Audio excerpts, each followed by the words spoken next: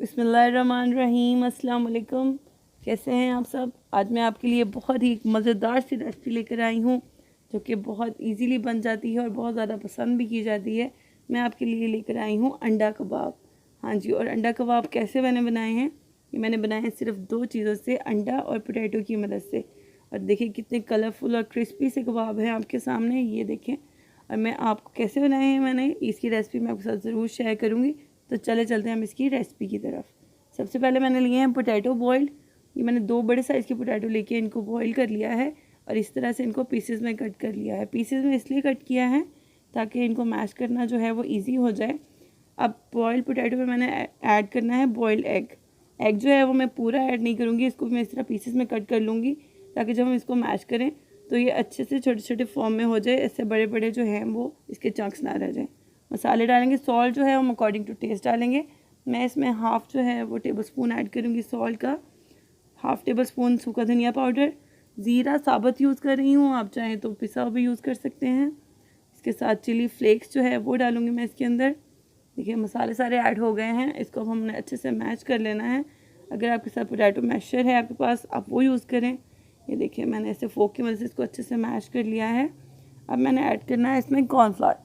Cornflour जो है वो मैं इसमें हाफ़ प्याली ऐड करूँगी। कॉर्नफ्लावर जो है वो हमारे पास बाइंडर एज अ बाइंडर होता है और ये इसमें इसकी बहुत सी क्रिस्पी सी फॉर्म आ जाएगी इन कबाब की। आप देखिएगा, ये देखिए इसको हम अच्छे से अब मिक्स करेंगे। ये देखिए इस तरह से इसकी फॉर्म आ जाएगी, ये इस तरह का पेस्ट बन जाएगा आपके सामने। बहुत ना लिक्विड है, ये थिक सा पेस्ट है। अब मैंने इसमें ऐड करने हैं कुछ और धनिया और सब्ज़ मिर्चें। जो धनिया है वो मैंने बारीक कटा हुआ ले लिया है और सब्ज़ मिर्चें ली हैं वो भी दो ली हैं, बिल्कुल बारीक कटी हुई। ये जो है वो हम टेस्ट के लिए ले रहे हैं और जो हमारे ये कबाब है इससे बहुत कलरफुल से हो जाएंगे, तो इसलिए हम इसको भी डाल लेंगे। चलें जी, ये देखें मैंने आपके सामने डाल लिए हैं इसमें धनिया और सब्ज़ मिर्च कटी हुई। इसको भी हम इस तरह से इसमें अच्छे से मिक्स कर लेंगे पूरे बैटर में जो है, ताकि अच्छे से ये मिक्स हो जाए और ये अलग-अलग मुंह में ना आए। ये देखें इस तरह से ये सारा जो बैटर है वो मैं प्रिपेयर कर लिया है। और अगर आप हमारे चैनल पे नए हैं और आपको हमारी वीडियोस पसंद आ रही हैं तो प्लीज़ हमारे चैनल को ज़रूर सब्सक्राइब कर दीजिए और बेल आइकन को ज़रूर दबाइए ताकि नए वीडियोस की नोटिफिकेशन आपको टाइम पे मिलते रहें।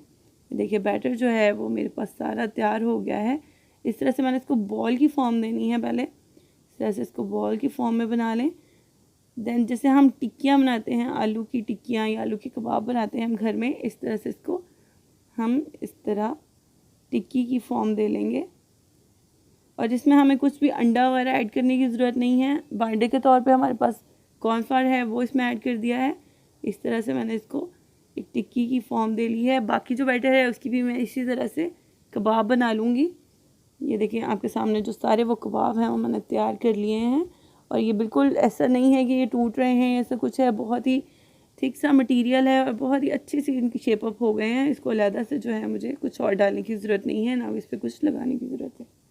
चलिए जब चलते हैं इनकी फ्राइंग की तरफ, तो फ्राइंग के लिए मैंने पैन में गरम कर लिया था ऑयल। अब मैं इसमें 1 बाय 1 जो है कबाब हमारे वो डाल दूँगी।